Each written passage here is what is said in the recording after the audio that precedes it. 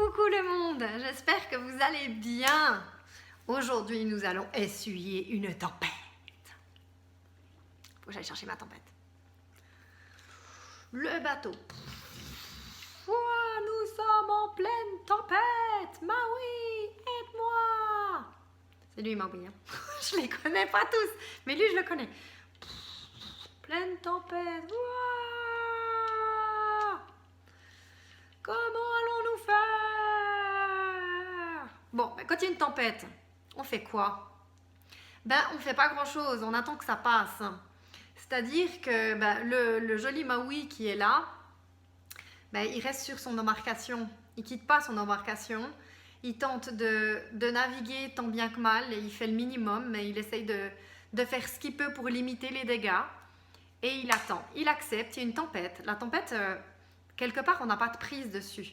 Donc autant l'accepter, accepter qu'elle est là et attendre que ça passe avec le moins de casse.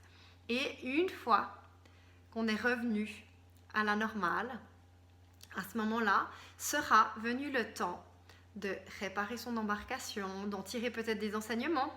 Qu'est-ce qu'on aurait pu mieux faire? Qu'est-ce que je peux améliorer pour la prochaine fois? Et on peut également se poser la question, mais quel cap vais-je donner pour mon prochain voyage? Est-ce que je garde le même cap au risque de peut-être se prendre la même tempête? Ou est-ce que je change complètement d'orientation et de direction et je repars sur de nouvelles bases, avec de nouvelles connaissances, une nouvelle expérience, de nouveaux savoirs? Car finalement, cette tempête, c'est pas négatif, c'est pas un échec, c'est qu'une expérience supplémentaire. Je vous encourage à faire exactement la même chose dans vos vies.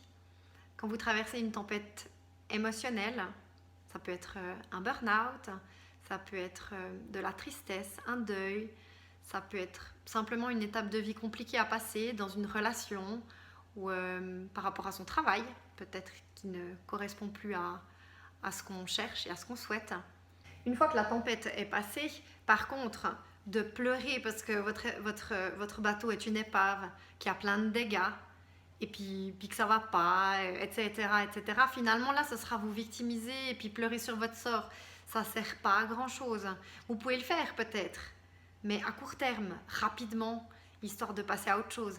Mais si vous vous enfoncez là-dedans, pleurez sur votre épave, ça va faire que prolonger la tempête quelque part. Vous allez maintenir, vous allez nourrir cette tempête, même si elle n'est plus là. Vous nourrirez une tempête interne. Acceptez juste les émotions qui vous viennent, les choses qui vous traversent et qui vous transpercent. Une fois que ça se sera apaisé, à ce moment-là, vous aurez les ressources et la possibilité pour prendre des nouvelles décisions, pour changer de cap, pour passer à l'action.